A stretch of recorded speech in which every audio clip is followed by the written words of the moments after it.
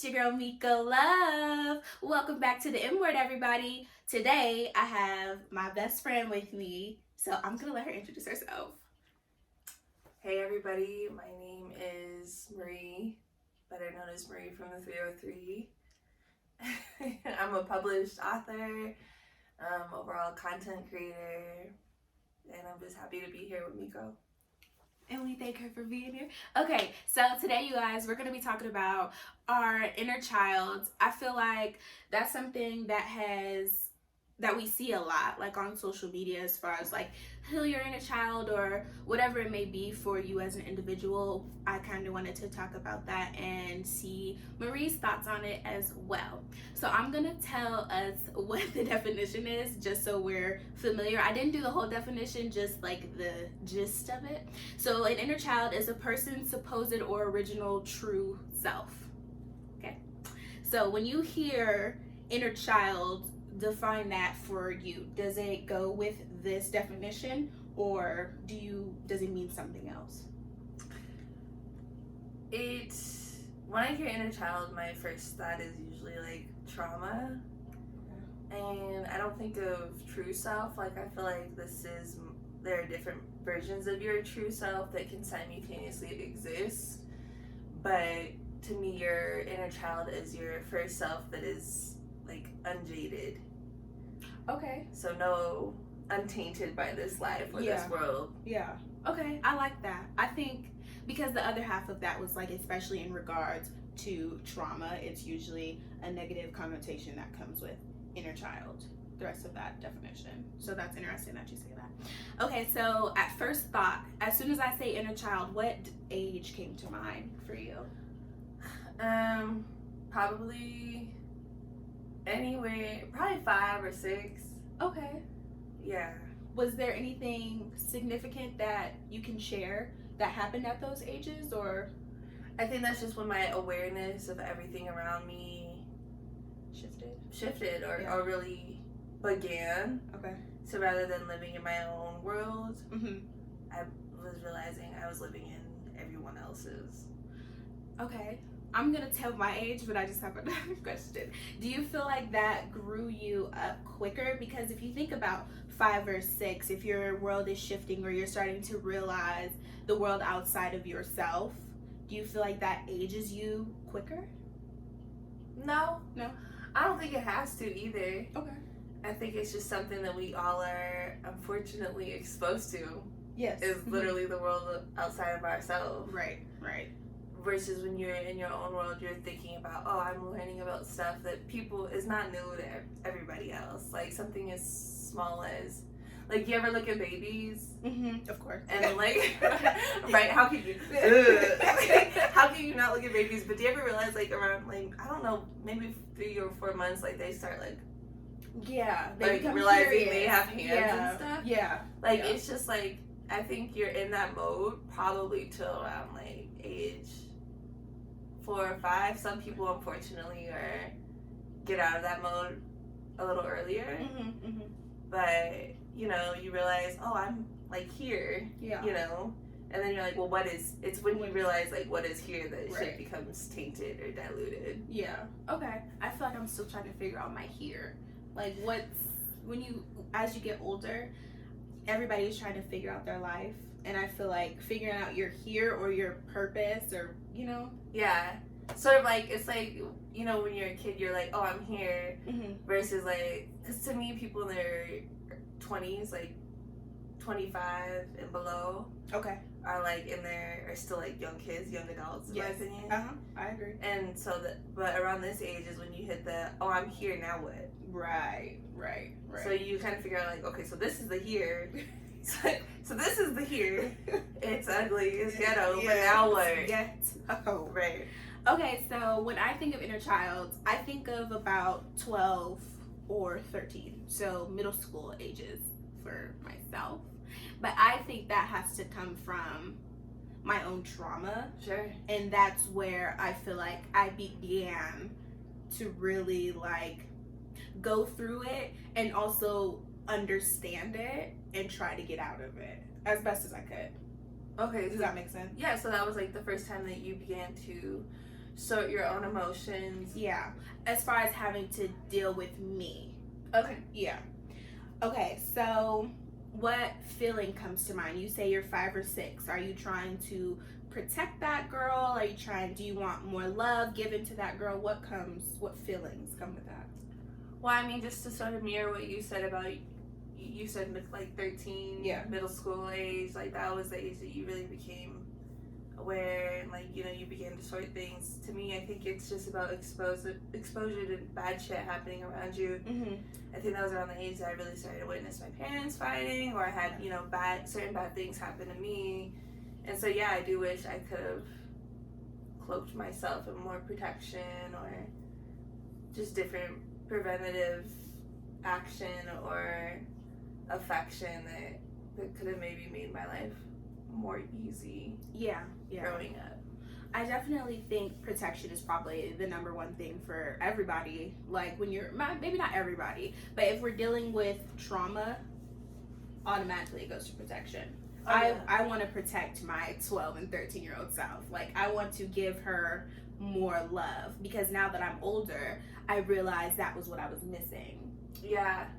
And not from my family. Like I don't want that to sound like my family wasn't giving me love, but my own self-love. And what is self-love at 12 and 13? You know what I mean? Like no, we don't think about those things. No. But when you think about trying to heal yourself or love yourself more as you get older, you can't help but to think back to wanting to give that. Right. Yeah. Okay. Okay, next question. So what is something that you could not give your 5 or 6-year-old self then that you can give her now? Probably the ability to decipher for herself if like hey, it's okay that you think this is wrong. Yeah. Or it's okay if you don't like this. Yeah. I don't know. Have you ever, I mean, I got this from age 5 to 15 to now, damn near, like, you ever, like, get in trouble with your parents or you didn't want to do something, like, take some medicine, and your mom was like, take your medicine, you're gonna take your medicine, and you're gonna like it. Uh-huh. It's like, I don't know if this is maybe matching that, but, like, I remember one time I was forced to eat lima beans. Yes! And I couldn't leave the table. This is my grandma, y'all. I couldn't leave the table unless the lima beans were gone. Yeah, it's like, come on. Like, and me just feeling like this, like, relentless, like, stress and pain and resentment over some stupid shit, like, medicine. And it's just like, I'll take it, but I'm not gonna like it. I'm not gonna like it. And why do I have to, like, you know, like, something that smells like lima beans or broccoli or something. Like, why do I gotta sit here until it's not? I understand it's like, oh, you need it. Yeah. But I'm not gonna sit here and pretend. Right. You know, that I like this. Because to me, that's prepping us to just endure for, and I mean, I feel like that a lot of our parents had to deal with this. Especially, like, having black parents. Yeah. Or brown parents. Like, oh, the world is gonna make you do shit.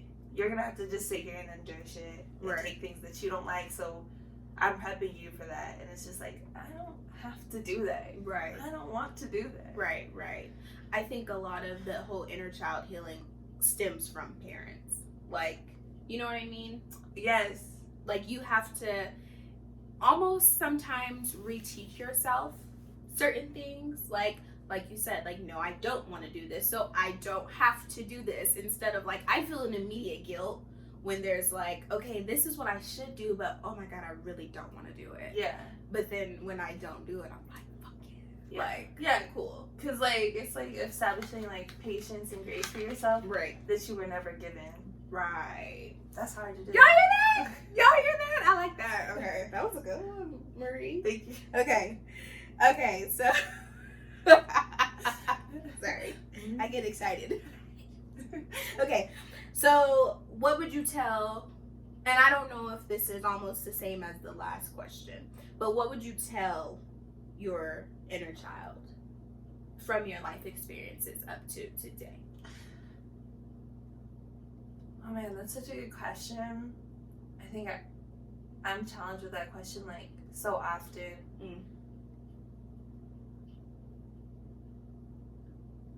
I think it's gonna sound corny, but it's way more my inner child telling me shit Okay. than it is me telling my inner child stuff. I actually did not expect that answer. I really like that answer. Can you like go more into that? Yeah, because I think about me as my inner child before I developed so many inhibitions. Before I just I just continued to experience more trauma. Yeah. And I just think about like these sort of like raw emotions that had no words to it, and I just try to like close my eyes and think about the feeling rather than like the intention behind it, like just that whole notion of being or experiencing. I feel like when we're kids, before we hit that important age, before you hit your 13, before I hit my 5, like, you know, before that was disrupted, like, how were you existing? And I feel like as children, we often exist in this state of just being. Right. If something tastes good, candy, sweets, or whatever, I'm not thinking about everything else that comes with it. Right. Like, yeah. Like how too much of it can be a detriment to your health, or the cost of it. Right. Or, you know, the shame that, because some people have family members like, oh, you shouldn't eat too much of that, or, you know, because you're going to get fat or whatever. Like, you don't think about all that. You're just in that moment of just enjoying it for what it is. Right. In that time, because, like, well, you know, you eat it and then it's gone. Right. And that moment's over. You know? Yeah. And it's just kind of like, and as a kid, 9 times out of 10, like, whether a sweet, you know, you had a lot of sweets or not, it didn't matter, because 9 times out of 10, you're so busy just existing and being that it balances itself out. You're gonna go run outside and burn it all off, and you're not even thinking about burning it all off. Right. It's just in that moment of just purely existing, it all just sorts itself out. And I wish I had more of that now as an adult, as I did as a kid, because kids are sort of born into just existing with internalized like faith. Yes. They just have faith in everything. Right.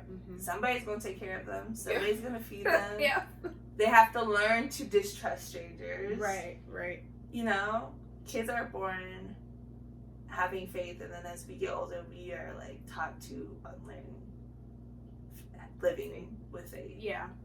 And that's what I would tell myself now. That was beautiful. That was really y'all. Okay, so she established that she's a published author. Like, are you listening to the material?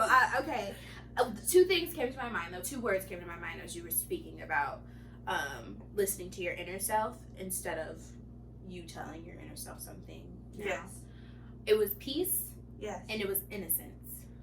Yeah. Those 2 things. Like, as soon as you started talking about just how kids exist in their being and they don't worry about gaining weight, or, you know, like I was eating some food earlier, like, oh my God, I'm gonna get fat, I need to stop. I would have never thought about that. No. Before, you know, that detrimental age. Yeah. Of 13 or 12 or whatever. And kids are just so peaceful. They're just very peaceful, and they're into whatever they're into in the moment. It doesn't last longer than like 2 seconds. No. But like, that doesn't matter, because then they're on to their next exciting thing, and then there's so much excitement behind each thing. Whereas now there's so many other emotions that it's no longer like excitement, unless it's exciting, you know? Yeah. Okay. That's all I have to say. Well, if I had to, sorry, go ahead. To piggyback, because what you just said reminds me, like, there's peace and innocence, and that's because kids don't live with guilt. Right. Because I think that age, you're 12, you're 13, my 5, my 6, whatever, like, that's when we first learn guilt. Okay. And, or, you know, or shame. Shame for sure. I could agree with shame. You know what I mean? Yeah. I need to explore that more. Are we unpacking? We're unpacking something. Wow. I think if I had something to tell my younger self, I feel like it would be to not take yourself so seriously. I started going through things like everybody, you know, bullying and self-esteem issues and all of that. So I put up a lot of defenses and a lot of guards. And sometimes that was to people that I love, even like my mom. Like sometimes still I'm still immediately defensive. And it's how I protect myself. But that also in turn made me just so serious about everything. Like little jokes, you know, I couldn't really take Maya can attest to this. I could not really take jokes because to me it was an attack on me.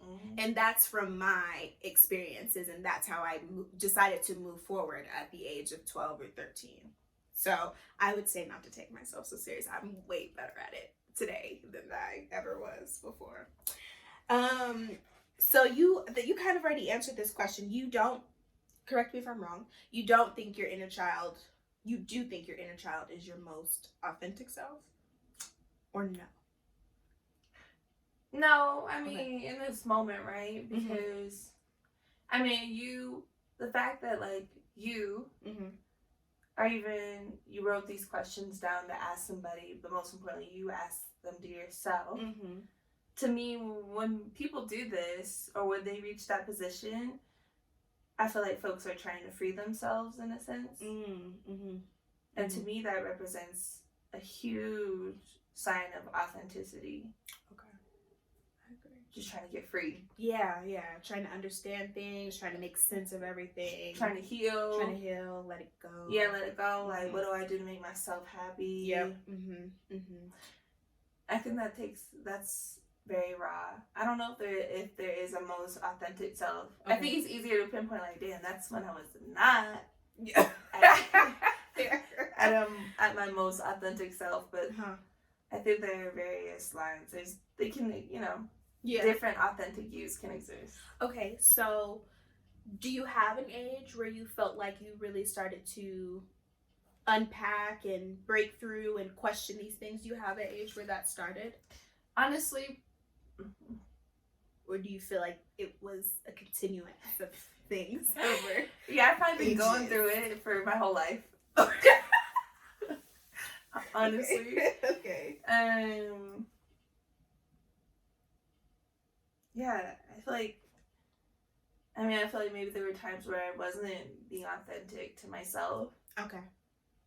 Probably right after I graduated college and I was working unfulfilling jobs, but I was doing it because I'm like, well, at least it's fulfilling me in the sense that I'm doing something for the community, or moments in which I felt like I had to tone myself down for whoever else was around me. You know, that was unauthentic. But yeah, probably, I don't know. I feel like we also go through waves in our lives too. Yeah, you know, like, oh, I'm good. Yeah, you know, life is perfect. Yeah, I'm doing great. And then like something happens and we get reminded of something, and they're like, damn, maybe I should be doing some deeper digging or something. Yeah, no, I can agree with that. When you talk about being your unauthentic self, I feel like I might have been that for a long time, actually. And I never thought that I was. Like, I've always been, like, the real, like, straightforward type. Don't ask me the truth if you don't want it. Like, that's always been me. But I think within myself, because I had a huge fear of just, like, judgment. Because I was so, like, so judged as a kid just for appearances or whatever, that I focused on that a lot. So I feel like it took me a long time to be comfortable with like who I am. Like I wouldn't even tweet certain stuff because I'd be like, oh, they're gonna take this the wrong way. Who is they or they? I don't even know. I don't even know. Who's actually paying attention to anyone else but themselves? Right. Now that you say that, around what time or when was the time in your life that you were like, oh, I'm not being my authentic self? I can't pinpoint a time or an age. What I can say is that I think it's something that I've worked on over a period of time, but it's something I've been damn sure about being authentic in myself last year. Okay. Yeah, like last year I feel like I stopped, if you're on my actual Instagram page, even if the post is like regular, that used to be hard for me to post. And now I'm just like posting it. Like, I don't give a fuck what it says. Like, if I agree with it and I want to post it, I'm going to post it. If I'm going to post 10 songs in a day and you don't want to watch my story, that's fine. I'm going to post my 10 songs. Like, so it's kind of things like that as far as social media wise goes that I can recognize. Okay. Mm-hmm. Does that make sense? Yeah. I love that ascension for you. Thank you. Yeah. Okay, as a child, if you can remember, because I had a hard time remembering the things that fascinated me as a child, and if you can remember, do those same things still fascinate you today? Sadly. Yeah? Yeah. That's not sad. No, yeah, probably. Okay. I feel like I've always been interested in people, or like how people are feeling, or like why people do certain things, or arts. Okay. I've been pretty consistent. I've remained the same. Okay. What about you? Most of the things that I could think back on, it's silly, but like entertainment media has always been my thing. Reality TV, like I've always been in tune with that, and I still am. As an adult, I can watch probably almost every reality TV show. Yeah. Like I'm into it. So those things still fascinate me. Yeah. This is why you do what you do. Yeah. And like that, I recognized that when I looked at like all of my friends as individuals, or majority, I realized that the things that they were into as a child, or the things that they even watch on TV now, they like are doing that in their real life. Yeah. Yeah. Okay. Like, okay, if I gave examples. Ashley. Okay. Hey, Ashley. Yeah. She watches a lot of like medical stuff. Like she does stuff like that. She's a biology major. Okay. Actually, you know what? That is so true. Aaliyah's really into anime. And she draws. Yeah. Like she does digital designs and animations, and that's true. You know? That's so true. Yeah. I used to watch Wendy Williams. Hello. Like, much sweeter. Yeah. Less messy. More healthy. Yeah. Okay, y'all, so we are on our last question, and I really like this question because I feel like it brings our whole conversation home, and I want y'all to answer this question as well.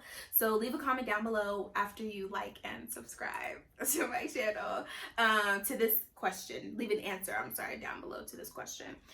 Would your inner child be proud of you today? I think so. Yeah. Yeah. I'm still here. Yes, amen. Amen. Hallelujah. Yes, you are still here. And that says a lot. Some people, get tired of fighting every day. And life is really, really hard. Like, especially, shit be sweet for a while. And things some days aren't as bad as others. But then there are some days that you just may not want to be bothered. You may not want to leave your place. You may just want to cry all day or watch TV and like eat ice cream or something. I don't know. But things get hard. So to wake up each day and continue to fight is very strong. And I think any child would be proud of your adult self because of that. And yes, I think my inner child would be so proud of me. I think she'd be like, girl, you the bomb diggity shit. And we love to see you doing your thing. So that's my inner child talking to me. I'm proud of you. I'm proud of you. Okay. Okay, so that's you. I'm proud of you. Okay, so that's the end of the video. Marie, please tell them where they can follow you, find you. Okay, so yeah. All social media handles are Mariefromthe303. I also have my website, m3ghi.com. Hopefully, Miss Miko over here, maybe we'll throw the link in there, but well, everything will be in the description box. You guys will be able to follow her social media handles. Go look at her website. I will also link her book, A Book About Niggas. and that is going to be linked below. So make sure you guys check it out. Make sure you guys like and subscribe. Thank you for watching. Thank you for tuning in. I can't wait to see you guys next time. Much love. Baby, so good.